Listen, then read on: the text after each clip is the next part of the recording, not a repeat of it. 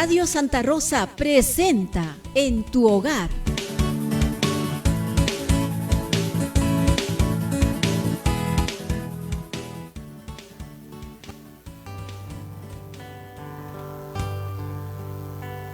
Con fe, lo imposible soñar, al mar combatí sin temor, triunfar sobre el miedo invencible, en pie soportar el dolor, amar la pureza sin par, buscar la verdad del error,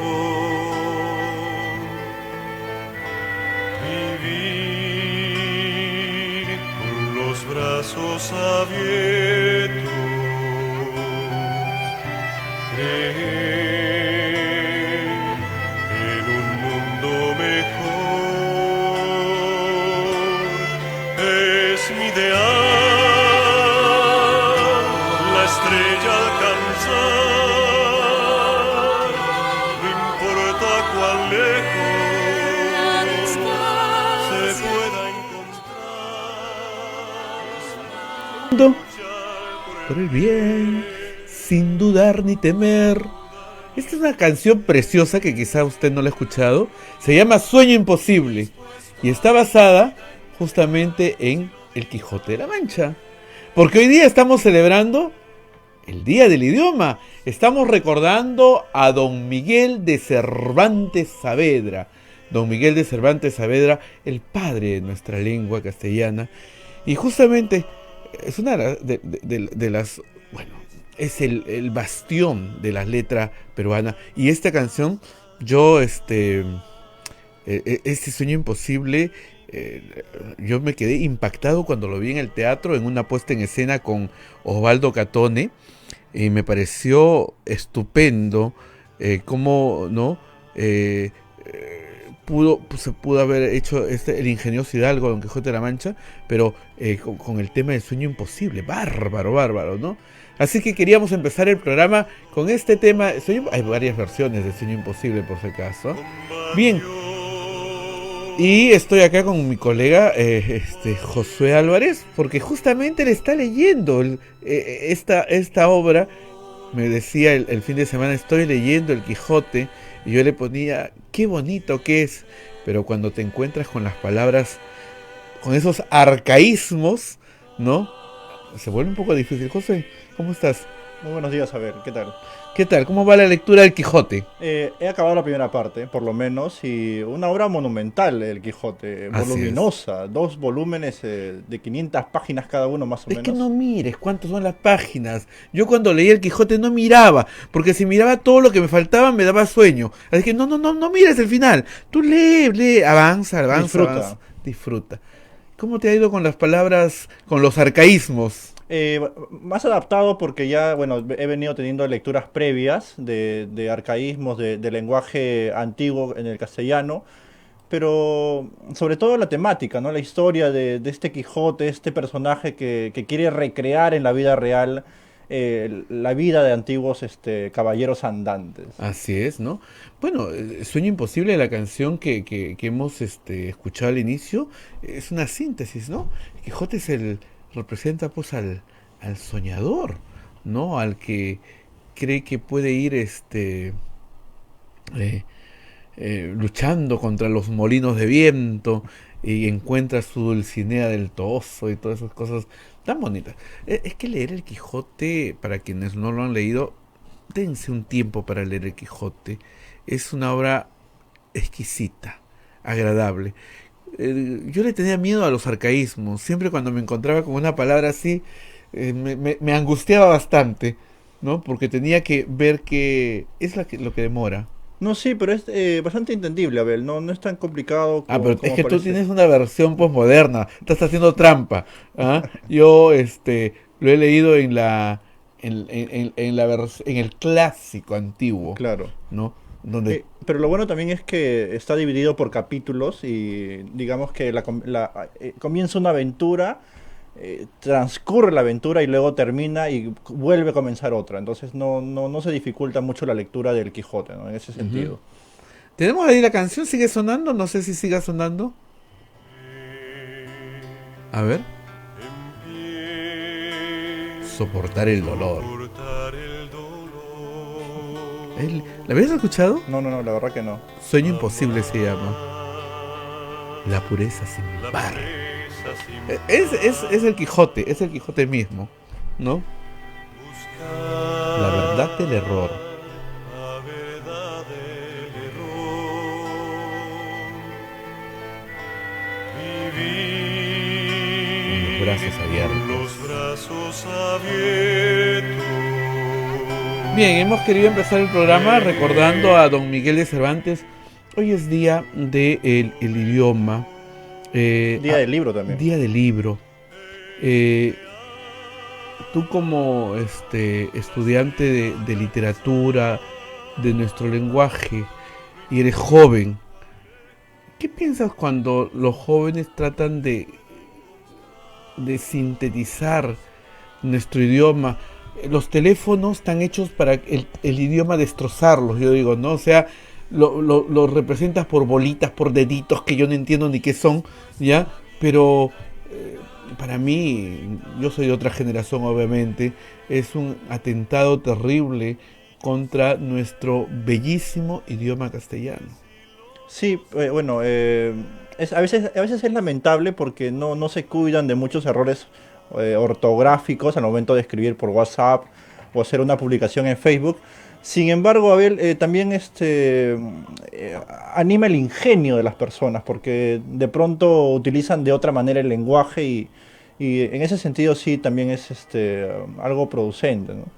Bueno, entonces vamos a presentar el informe por el Día del Idioma Castellano que hoy día estamos celebrando y lo celebramos con cariño y diciendo pues que hay que, no sé, ya parezco abuelito hablando yo, respeten nuestro idioma, no lo destrocen, ¿no? El idioma castellano, yo creo que el castellano es uno de los idiomas que tiene la palabra precisa para decir las cosas.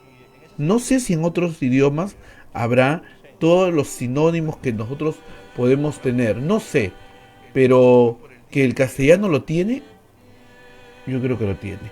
Entonces, cuando los chicos contraen las palabras, cuando hay contracciones, uniones, fusiones, yo digo, qué triste. Cuando ustedes a veces los escucho conversar, digo, ay, pobre idioma. ¿Qué les ha hecho para que lo maltraten tanto? Pero también se alimenta de ese tipo de variaciones, a ver, no, o sea, ¿Sí? al final las creaciones, o sea, en un inicio han habido una gran cantidad de palabras, pero que han ido aumentando gracias a este tipo de mutaciones que la gente en el uso popular termina variando, ¿no? Las palabras. Yo sé que el habla hace a la lengua. Claro. Sí, pero ya pues, no abusemos, ¿no? Pues si el habla hace a la lengua, no abusemos. Vamos a escuchar el informe por el Día del Idioma. Hoy día recordamos a don Miguel de Cervantes Saavedra, y hablar de Miguel de Cervantes Saavedra es hablar de Don Quijote de la Mancha, el ingenioso hidalgo. El que lee mucho y anda mucho, ve mucho y sabe mucho. Esta es una de las frases célebres dejadas para la historia por Miguel de Cervantes Saavedra, símbolo de la literatura universal con su obra El Quijote de la Mancha. Don Quijote muestra en diferentes perspectivas, diferentes puntos de vista y temáticas. En ella se puede ver crítica social, sátira, se puede ver tragedia también. Ahora, pues también hay que ver que Miguel de Cervantes Saavedra hace uso de diferentes registros léxicos, como el léxico caballeresco, el léxico coloquial o vulgar o el léxico culto. Con esta obra, Cervantes, en su original modo de presentar la literatura, cultiva los géneros narrativos, reales y ficticios, utilizando breves relatos sin tanta retórica y de mayor trascendencia, contribuyendo así a la consolidación de la lengua española. En este caso, Suramérica, a excepción de Brasil, Surinam y la Guyana Francesa, todos los países son hispanoparlantes. Podemos decir que es una lengua supremamente hermosa, una lengua romance derivada del latín, la cual pues posee mucha riqueza en sus dialectos, en sus diversas formas de hablar, sobre todo en la parte de América. ¿Dónde está el honor? ¿Dónde la prueba de la virtud? ¿Dónde la gloria de las aventuras? Esta fecha también es propicia para reflexionar sobre los errores ortográficos, las construcciones gramaticales incorrectas, el uso excesivo de extranjerismos y otras prácticas que deterioran el idioma. Eso que nos lleva a, digamos, a economizar el lenguaje, ¿sí? a comunicarnos de manera muy rápida, muy concreta. ¿Y esto qué hace? Pues que las personas que se están comunicando o escribiendo tiendan a recortar palabras o a no fijarse en las acentuaciones o a no fijarse bien en la correcta escritura de las palabras. Además del Día del Idioma, este 23 de abril se celebra el Día Mundial del Libro, y qué mejor que cerrar este informe con otra frase de Cervantes: no hay libro tan malo que no tenga algo bueno.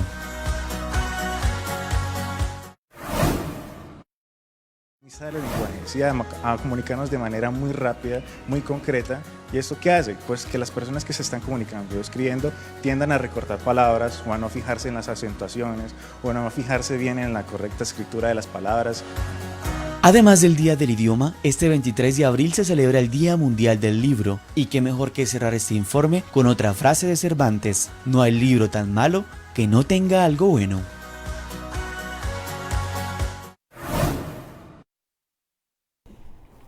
Bien, nuestro homenaje al Día del Idioma. Estamos acá conversando con Josué Álvarez, periodista de nuestra casa, literato, estudia literatura, y pues queríamos hacer un homenaje a nuestro idioma. Ya se integra, ya está en la mesa nuestro invitado, y después también va a estar con nosotros Ricardo Sumalavia, que es escritor y doctor en letras de mi alma mater, la Pontificia Universidad Católica del Perú. Volvemos tras la pausa.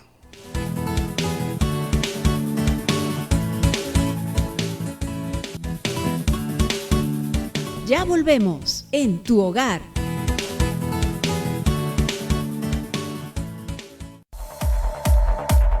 Radio Santa Rosa les presenta su nuevo centro recreacional Padre Juan Zócolis, amplio local campestre donde podrán celebrar campeonatos deportivos, fulbito y vóley, cumpleaños, 15 años, bodas, despedidas, baby shower. Contamos con amplias áreas verdes, zona de parrilla, servicios higiénicos y 2 canchitas de gras sintético para fulbito y vóley, además de playa de estacionamiento privado, ubicado en la avenida Riva Agüero 2009 en San Miguel. No esperes más y haz tu reservación al WhatsApp 976-199-425 o 976-373-618. Radio Santa Rosa, 62 años llevando buenas nuevas en tu vida.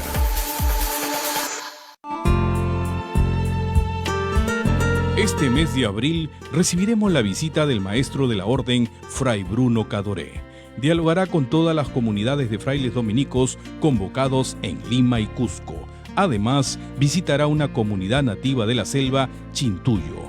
Bienvenido al Perú. Fray Bruno Cadoré.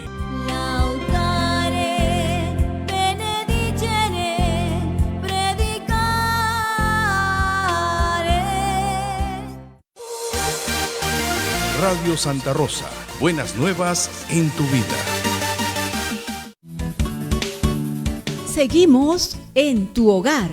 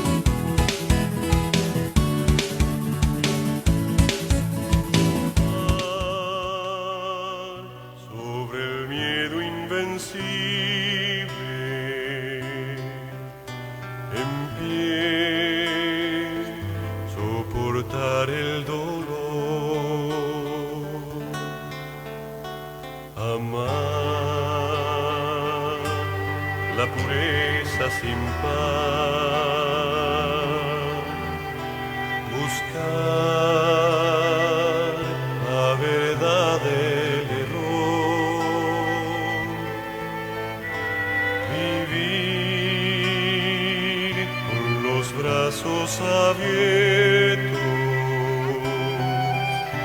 creer en un mundo mejor. Bien, la mesa se llena y qué bueno porque hoy día queremos rendir un homenaje a el Día del Idioma. Estamos recordando con esta linda canción de Sueño Imposible que fue una escrita justamente para la obra del ingenioso hidalgo Don Quijote de la Mancha, puesta en, me preguntan los años, yo prefiero no decir los años, ya por motivos vanidosos, ya, fue puesta hace mucho tiempo aquí por Osvaldo Catone en escena y fue espectacular. Bien, estamos ya. Lili, buenos días, ¿cómo estás? Buenos días, y qué bonito recordar lo que mencionaste, marcó un hito con esta obra, porque realmente no es nada fácil poder representar, y lo hizo pues con toda su magnitud, ¿no? Maravilloso este recuerdo, y muy contenta con el tema que estamos tratando, que es tan importante. Así y que es. se deja de lado muchas veces, y que cuesta mucho mantener todo esto que corresponde a la escritura correcta. Bueno, Lili, estamos en la mesa con un invitado, es el doctor Ricardo Sumalavia, es escritor, doctor en letras, y me da mucho gusto recibirlo porque es de mi alma mater, de la Pontificia Universidad Católica. Bienvenido, ¿cómo está? Muchísimas gracias, contento de estar aquí con ustedes. Bueno, dedicar un programa al idioma es un poco raro, ¿no? Pero sí, hay que hacerlo. Es necesario. Es necesario, ¿no? Es justo y necesario. Sí, Josué, que es de nuestro equipo de prensa y trabaja acá de planta, le preguntaba, él es joven, él tiene 20 ¿cuántos? 22. 22, ya. Él estudia literatura y le preguntaba, ¿por qué destrozan el idioma? La pregunta se la transmito al doctor Ricardo. ¿Usted cree que los jóvenes, las nuevas generaciones, están haciendo buen uso del idioma castellano? Mira, en realidad aquí uno puede ser abogado del dios y del diablo en este tema del idioma, porque hay que recordar algo. Si queremos hablar de nuestro idioma, del español, en realidad parte del origen de nuestra lengua es del mal uso del latín. Ya. ¿No? De una lengua que se fue minando de otras lenguas, y que si hacemos memoria, pues había dos listas, cómo se dice y cómo no se debe decir, y parte de nuestro español proviene de la lista de cómo no se debe decir. Por lo tanto, significa que en algún momento, espero que no pronto, bueno, va a pasar lo mismo, es decir, vamos a derivar en alguna otra lengua. Ese es un proceso natural. Qué Ahora mala bien, noticia me da. pero allí viene del lado del abogado del diablo. Ahora, pero del otro lado, sin embargo, en la actualidad, querramos o no, tenemos ciertas normas, ciertas convenciones para comunicarnos de una manera efectiva. Primero, ¿no? Directamente cuando tenemos que escribir documentos, cartas, etcétera. Y sí, por una cuestión de claridad, de efectividad en nuestra comunicación, tenemos que mantener esas normas con las reglas de ortografía, puntuación, acentuación, etcétera, etcétera, para poder establecer una comunicación adecuada, y efectiva. Porque es verdad, escuchaba que hacían mención a los mensajes por WhatsApp, etcétera, etcétera. Sí. No se cumplen mucho estas normas y los mensajes pueden tener 1000 significados. Y no es la intención original. No, otra cosa es si hablamos ya de literatura, donde los escritoras, pues se toman muchas licencias y puedes a conciencia forzar ciertos quiebres del lenguaje, pero lo haces a conciencia, estás buscando una expresión distinta, otros niveles de significación. Pero sí es verdad que por eso es que existe cierta normativa que debe de cumplirse, solo que ahora para los jóvenes ya la palabra norma pues ya definitivamente los espanta, ¿no? Se ha relajado mucho ese aspecto, exactamente. Se ha relajado. Pero creo que sí es necesario mantener ciertas normas para que estos cambios que ya anuncié en la primera parte de lo que dije, no sea de una manera tan rápida, digamos. Sobre todo cuando ya somos conscientes de lo que puede pasar con el lenguaje. ¿Pero considera que estamos en una crisis? No, no considero que estemos en una crisis. Estamos en un proceso de cambio, pero ese es un proceso. ¿Cuánto va a tardar? Eso no lo sé. Pongo otro ejemplo, es cuando hablábamos de la literatura se temía mucho la tecnología, los libros electrónicos. Uy, va a desaparecer el libro en papel, el placer del papel. Y no pasó, no sucedió. O sea, la gente sigue prefiriendo comprar un libro impreso. ¿no? O sea, esos cambios no son tan inmediatos. Ahora estamos en un nuevo periodo, digamos, nueva época, con que la tecnología acelera la comunicación. Lo que estamos, creo yo, viendo, somos testigos de cómo a través de las redes, el WhatsApp, el Twitter, etcétera, y para las nuevas generaciones, se están creando como nuevos códigos. Es decir, ellos, de alguna manera, si no lo quieren aceptar, están cumpliendo unas normas.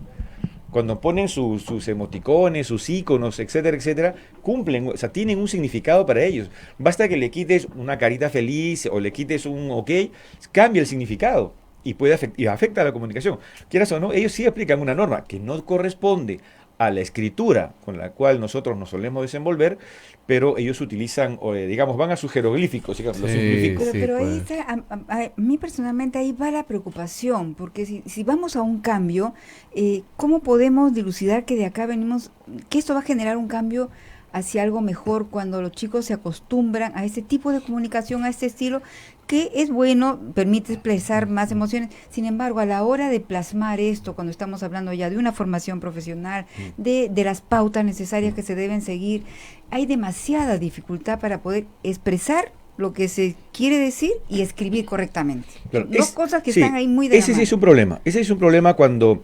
ese joven empieza a trasladar su nueva normativa de escritura, de WhatsApp, digamos, a su vida cotidiana, a sus exámenes, a sus informes.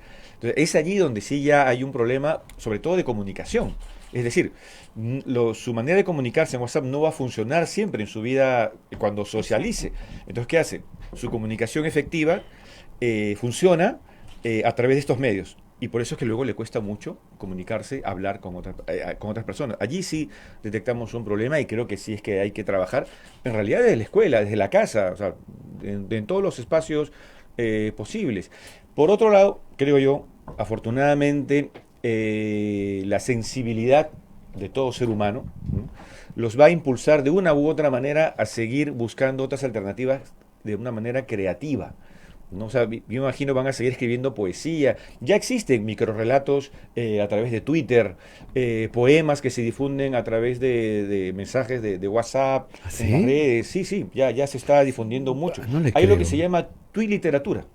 ¿Tweet literatura? Tweet literatura. Son microrrelatos en la cantidad de caracteres que exige un tweet.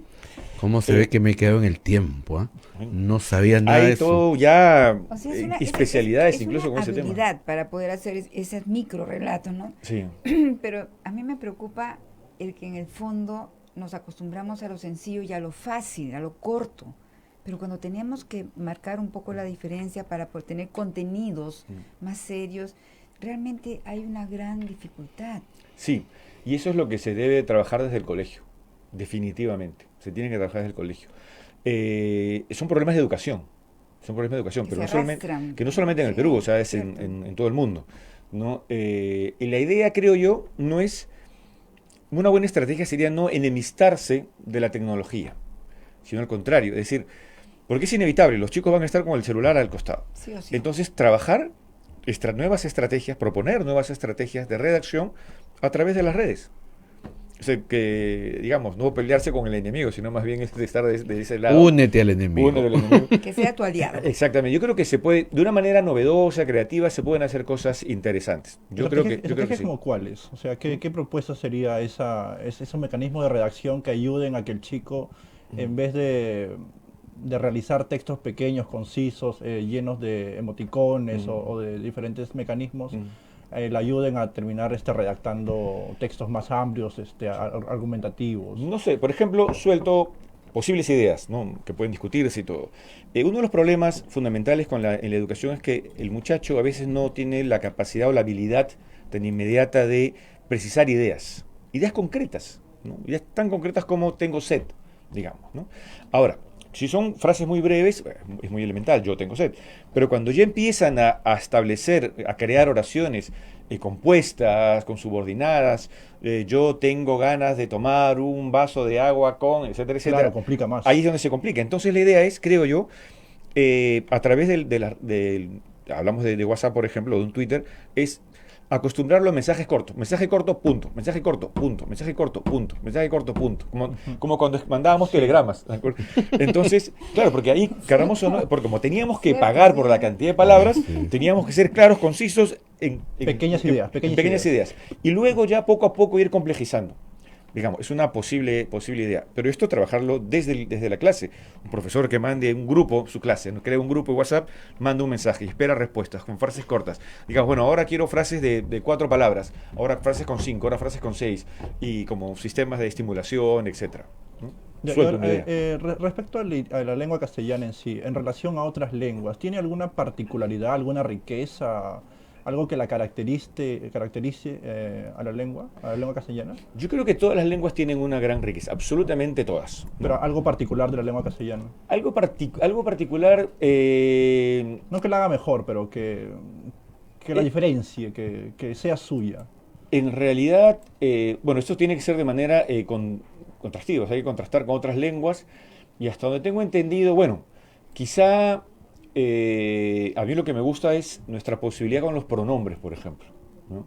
Que en otras lenguas hay como pronombres, hay menor cantidad de pronombres, que son más generales. En cambio en nosotros puede haber un juego con los pronombres. Es más, hay mucha poesía cuyo tema es el pronombre, ¿no? Pienso en algunos poetas españoles, Luis Cernuda, por ejemplo, ¿no? Otros poetas, Roberto Juarros, ¿no? También, que trabaja con los pronombres. Creo que se me viene a la mente esa posibilidad de los pronombres, porque genera también cierta ambigüedad, ¿no? Cierta ambigüedad. En cambio, en otras lenguas creo que los pronombres son a veces mucho más específicos, ¿sabes? Muy claramente a quién te estás refiriendo. En el español a veces no. Y esa, como digo, esa ambigüedad le da cierta riqueza desde a lo literario, ¿no? Y luego, bueno, lo curioso es que en algunos sustantivos en español los tengamos en masculino, mientras que en otras lenguas están en femenino, ¿no? Hay más variedad. O neutros. Sí. Desde el cuanto a significados, sí. Ya luego si nos vamos a pronunciación, pues los chinos ya ganan con sus todos barreras. Claro, sí. Usted es profesor y director adjunto del Centro de Estudios Orientales, ya que habló del Oriente, ¿no? ¿Cómo, justamente mi curiosidad, ¿no? El chino, todas las lenguas orientales, ¿usted las ha estudiado? Yo he trabajado fundamentalmente con la lengua coreana. Yo he vivido en Corea unos años, ¿no? Fui profesor invitado en la Universidad de Dankook y actualmente soy profesor también de literatura coreana. Y es muy interesante justamente el trabajo lingüístico. Lo mío va más hacia lo literario, pero obviamente está vinculado. Es interesante porque, por ejemplo, la lengua coreana se parece mucho en cuanto a su estructura al quechua. Es una lengua aglutinante y el verbo viene al final. O sea, tú te enteras de qué quieres o qué estás proponiendo, tienes que esperar el final de la oración porque ahí está el verbo. Sería interesante que se puedan realizar estudios comparados entre el quechua y la lengua coreana. Y en su literatura también es bastante rica, muy interesante, su poesía, ¿no? Pero acá hay algo muy interesante que tiene que ver también con la escritura, que gran parte de la literatura clásica coreana fue escrita en caracteres chinos. Su escritura realmente es a partir del siglo XV, donde un rey dijo, bueno, ya dejemos de escribir en caracteres chinos, vamos a inventar una escritura aquí más simplificada, que todos puedan escribir, ¿no? Más democrática. Y se logró, se inventó. Se dice que es la escritura una de las más simplificadas que existe en el mundo, se llama Hangul, y que realmente uno puede aprender a escribir en coreano en una semana. Otra cosa es que dice, pero la escritura es facilísima, es muy simplificada. ¿Sí? Sí. Tienen así como una estrategia, así como para el habla, la fonética, sí, algo, es una escritura fonética. La fonética internacional. Exactamente, es una escritura fonética y además con unos signos, unas líneas verticales que pueden representar al hombre, horizontal, la tierra, círculos, el sol, y de estas combinaciones pues sale un sonido, representa un sonido, ¿no? Y esto es muy interesante. Y la literatura coreana también, ¿no? El castellano es muy difícil, es el idioma más difícil para aprender, el idioma más fácil para un coreano, usted que ha convivido, ha trabajado con ellos. Definitivamente un coreano aprende más rápido el español que un español el coreano. Sí. Qué curioso. Sí. ¿Y por qué? En general, yo he sido profesor de español en Corea, en Francia también. Lo aprenden rapidísimo, lo aprenden pero rápido. Hay estudiantes que van a clase, por ejemplo en Francia, a estudiar español una vez a la semana de clase, una clase a la semana, y en unos cuantos meses ya pueden tener una conversación básica en español. Yo estoy seguro que al revés no podemos. O sea, un día de clase a la semana aprender chino o coreano, imposible, ¿no? Claro, entonces, dentro de sus esquemas es mucho más simple aprender el español, ¿no? Tienen problemas, por eso está el acento que van a tener, que de repente no los abandonan nunca, pero se pueden comunicar sin ningún problema. Para nosotros sí, por ejemplo, con los tonos chinos, ya decimos una palabra y ellos entienden otra, ¿no?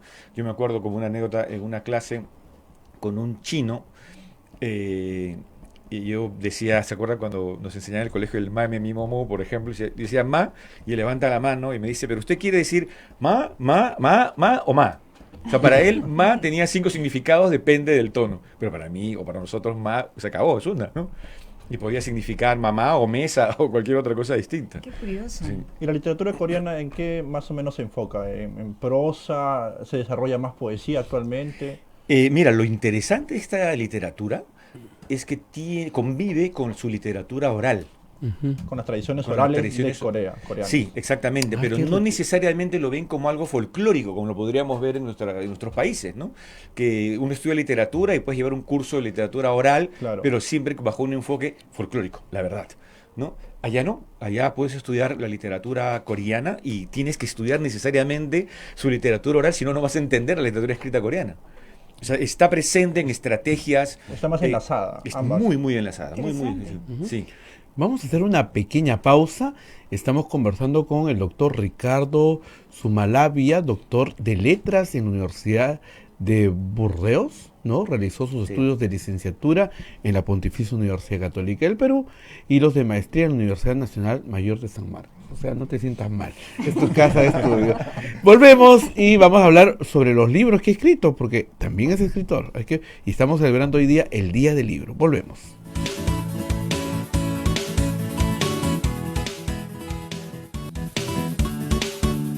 Ya volvemos en tu hogar.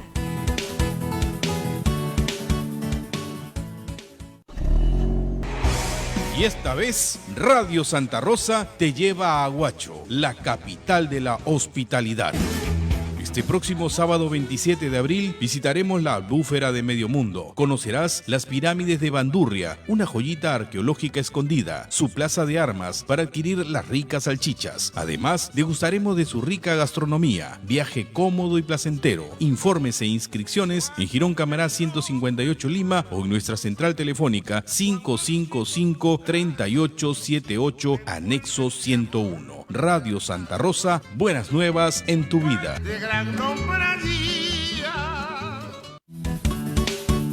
Seguimos en tu hogar.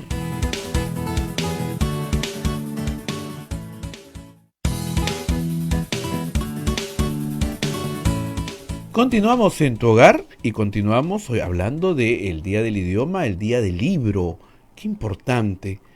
Y es bueno que todos hoy día, como decía al empezar el programa, acérquense al libro, desempolven, ¿no? Quiten la tierrita siquiera y lean la primera página. No les pido más, ¿ya? Lean la primera página. Estamos conversando con el doctor Ricardo Sumalavia, doctor en letras por la Universidad de Burdeos y realizó sus estudios de literatura en la Universidad Católica y su de maestría en la Universidad de San Marcos. Nos ha contado su experiencia, conoce de la literatura oriental, nos ha hablado que ha vivido en Corea y ha enseñado allí, y ahora nos va a hablar de su faceta de escritor, ¿no? Y acá me ha traído, así está calientito, ¿no? El libro se llama Historia de un brazo, pero no es el primer libro, y hay toda una serie de libros. Cuéntanos un poquito, Ricardo, cómo empiezas tus pininos en escribir libros. Bueno, en realidad yo pasé mi infancia aquí en el centro de Lima. ¿Ya? Incluso venir aquí me ha agradado ver todos estos espacios nuevamente. Y ya desde pequeño, pues yo veía la ciudad de Lima como un espacio que me ofreció una relación de amor-odio, digamos, ¿no? O sea, me daba curiosidad, pero a veces sentía como que no encajaba, no comprendía todo lo que muestra una ciudad. El centro, un casco urbano, pues tiene tanta historia, ¿no? Y Yo nací a finales de los 60, el 68 específicamente, entonces viví los 70, todo el periodo de la dictadura militar. Entonces había en el centro, bueno, se veían las manifestaciones. Claro, claro. Es decir, he crecido, digamos, en un ambiente que creo yo que, de acuerdo a la sensibilidad que desarrollaba en ese entonces, me generaba curiosidad, ¿no? Que quería en algún momento plasmar hacia lo literario, que es donde ya se empieza a dar ya en los primeros años de la universidad de una manera más seria, porque bueno, en el colegio todos hemos escrito poemas, todos hemos escrito cuentos, pero luego cuando ya lo quieres hacer con mayor seriedad, bueno, es donde ya te planteas formarte, digamos. Y es allí donde empiezo a escribir mis primeros textos, unos cuentos que aparecieron en el año 93, un libro Habitaciones, que algunos se ambientan aquí en el centro de Lima, con un lenguaje bastante lírico, ese primer libro, y ya también practico la prosa breve allí. Pero todavía no se hablaba de microrelato, no se hablaba de microcuento. Me voy a vivir a Corea y cuando regreso, el año 2001, publico un libro de cuentos, Retratos Familiares, que también ya ahí sí los desarrollo con una mayor claridad en el centro de Lima. Y siempre tuve interés de escribir luego me dije, ya publicando otros libros, de escribir una novela que pase enteramente en Lima, porque mis otros libros, como he viajado mucho, pasan en distintos lugares. Por eso es que a la vuelta de mis estudios doctorales, después de haber vivido 10 años en Francia, es que dije, no, vamos a escribir una novela que transcurra en estas calles de Lima y otros distritos, pero una parte sí aquí. Y se me ocurrió escribir esta novela, Historia de un brazo, que tiene que ver con los temas que ya he venido desarrollando en mi literatura, que está Lima, por ejemplo, como protagonista, o sea, puedo hablar de Lima como protagonista, y también las relaciones familiares, porque aquí es la historia de un hombre, un escritor, no necesariamente soy yo, cuyo padre acaba de morir, ¿sí? Y que descubren, ella lo sabía, la familia lo sabía, pero una enfermera no sabía, que este padre tenía un tercer brazo, una malformación, ¿no? Un tercer brazo, que clínicamente es posible, ¿no? Entonces, este narrador quiere contar la historia de ese tercer brazo, ¿no? A partir de lo poco que sabe, porque resulta que, claro, él nace y ve que su padre crece con un padre que tenía un tercer brazo, digamos, lo había normalizado, se había acostumbrado a ello.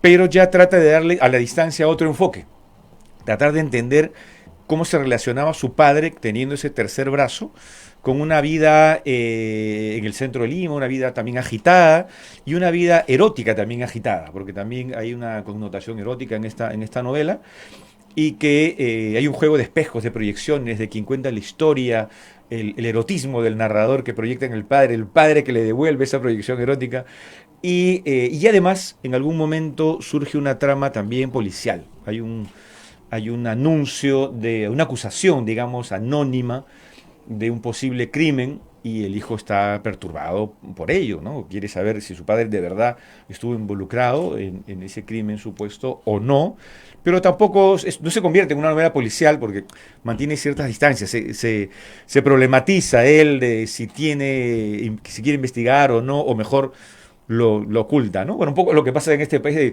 a veces hay cosas estrategias que la gente prefiere o que no se diga para que se asuma que no pasó, ¿no? En este caso, este personaje también se lo plantea y desarrolla este argumento. Es una novela corta, fragmentaria, porque también viaja en el tiempo, su presente, mientras investiga y averigua sobre si lo que esa acusación que hay sobre su padre, y también va al pasado, de cuando era niño, esa relación que tenía con el padre, y empieza también a hilar, a atar cabos, ¿no? A partir de ciertos recuerdos con esa acusación que han hecho sobre su padre. Bueno. Qué interesante. Sí. Realmente provoca, con todo lo que ha escrito, provoca leerlo, porque pues son tramas propias del ser humano, ¿no? Ese redescubrir o encontrar motivos, raíces, ¿no? Y sentido a lo que está ocurriendo a lo largo de la vida. Y esa problemática, ¿no?, de padre a hijo también bastante sonada en el país, ¿no? Sí. ¿Cuánto tiempo le tomó escribir este libro, Historia de un brazo? En realidad me tomó poco tiempo la redacción, me tomó 1 mes y medio. Pero ya venía construyendo. Es algo que ya estaba. Es más, mira, buscando unos cuadernos antiguos, he ido encontrando imágenes que tenía hace 10, 15, 20 años, que ya están en el libro. Es decir, cuando lo redacté no me acordaron. Pero resulta que lo he ido acumulando, hasta que mi pareja me encerró y me dijo, no, te escribes esta historia. Termina la historia. Y entonces ella literalmente me encerró, bueno, es una broma. No, pero sí tengo que agradecerle a Katy Serrano. Y me puse a escribir disciplinadamente esta novela y en un mes y medio la terminé. Luego viene obviamente el proceso de corrección, de quitar, agregar, y eso tomó ya más o menos como un año. Y ya está a la venta. Y ya está a la venta. ¿Dónde lo pueden encontrar? Ya está, en realidad, en las librerías, en Lima, en todo caso. Es de Seis Barral, ¿verdad? Sí, Editorial Planeta, bajo el sello Seis Barral, sí. Bien, entonces lo pueden adquirir ya. Oye, sé que tienes que hacer, a nosotros también ya nos van a cortar el programa, pero te queremos agradecer, Ricardo, por la gentileza de haber venido y sobre todo en un día tan especial como es rendir homenaje a Cervantes, rendir homenaje al libro, sí, ¿no? Solamente tus últimas palabras para la gente que... No, yo creo, bueno, primero muchas gracias por la invitación y me parece que es importante volver al libro, ¿no? Que hoy día, por ejemplo, se regalen o se presten un libro, lean un texto a los padres, que busquen un cuento, un poema, que se lo lean a sus hijos. Yo me imagino que a un padre le puede costar, quizás, si no lo ha hecho antes, hacerlo, pero que rompe el hielo, que va a descubrir cosas maravillosas y sus hijos se lo van a agradecer. Muy bien. Muchísimas gracias a la mesa, Lili, Josué, gracias, nos vamos, nos tenemos que ir. Cuídense mucho, mañana nos vemos muy temprano. Chao, chao. Apasionante tema, hasta mañana.